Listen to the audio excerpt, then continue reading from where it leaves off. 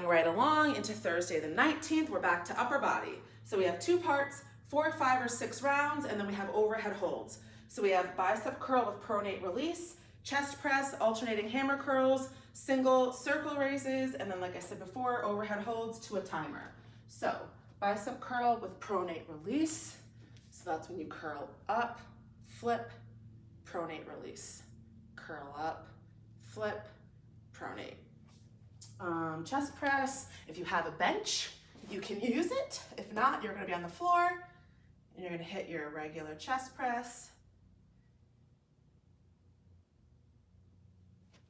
Next, we have alternating hammer curls.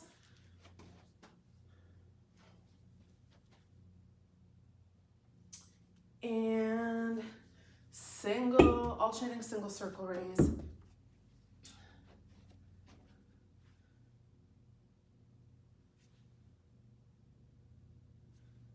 So we always usually do them together, but this time we're doing single. And then overhead holds is the last one. Just gonna hold some weight overhead.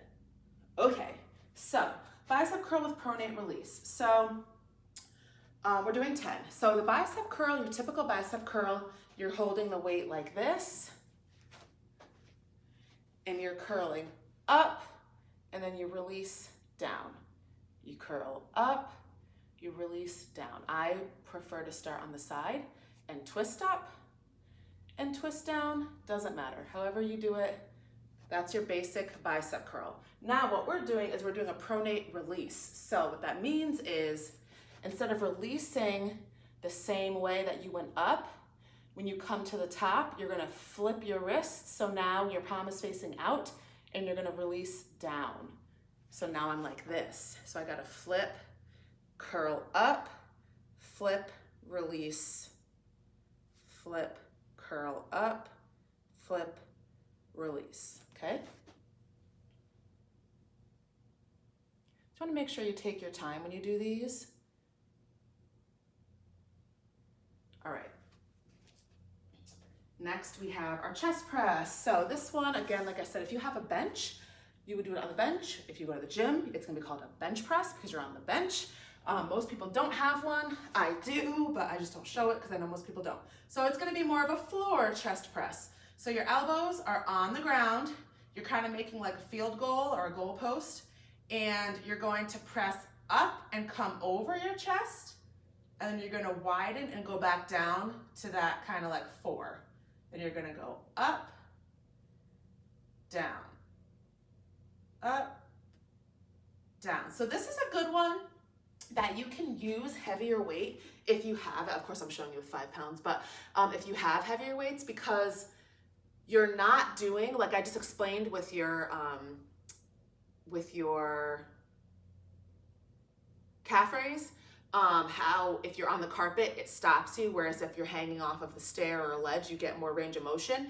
When you have to do a chest press on the floor, the same thing happens. Your elbows obviously stop when they hit the floor. If you were on a bench, so when you're in the floor press, you're like this, you press up, you return here to here. So it's a shortened range of motion. If you were on a bench, your arms would sink all the way down to here. So you're pressing from much farther down and you're working more of your chest muscle and you're getting a bigger range of motion.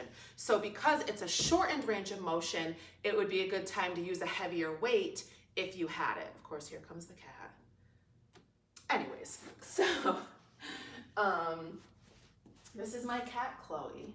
And she's so nice. Look how big she is. She's so cute. But she's like always like involved.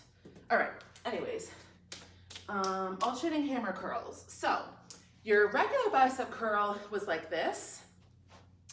The hammer curl starts on the side. So what I was saying is I was taught to do a regular bicep curl by starting on the side and twisting up, but I still end like this versus starting like this and ending like this.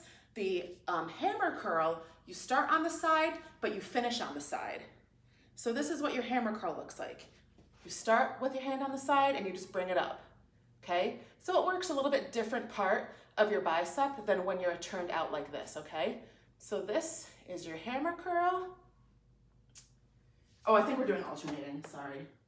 We are. Okay.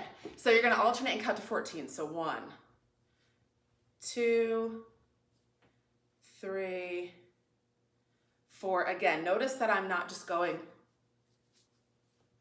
I'm going up, I'm going down nice and slow. I've mentioned previously, maybe in this month, maybe not, but you can kind of make up a count like a 1, 2 up, 1, 2, 3 down, 1, 2 up, 1, 2, 3, something like that to help you keep your tempo and to make sure that you are squeezing and hitting that full muscle flex, and then that you're releasing and relaxing all the way down. And then lastly, we have our alternating circle raises. So normally we do these where we do both together. This time we're doing alternating. So your weight is gonna be with your palms out in front of your thighs, and you're gonna raise one arm up and above your head. Notice my arm is bent. Back down. 1. Other side.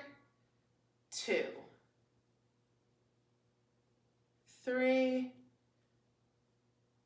4. So this one, there's really not a lot of like technique or anything to think about. You just want to keep your hands in front of your thighs. When you come up, just make sure you're not way far over, but somewhere in this range is okay.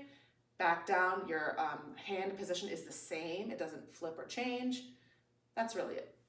But those are more difficult than they seem. And once you finish your rounds, you're gonna go on to your overhead holds. So this one, you are gonna wanna pick a heavier weight if you have it. And I'm telling you exactly how to set your timer. You're gonna lift weights over your head and you're just gonna hold them. And we're gonna do that I believe 4 separate times. So that is going to also be tiring, especially after a full arm day. Okay, so that's Thursday the 19th.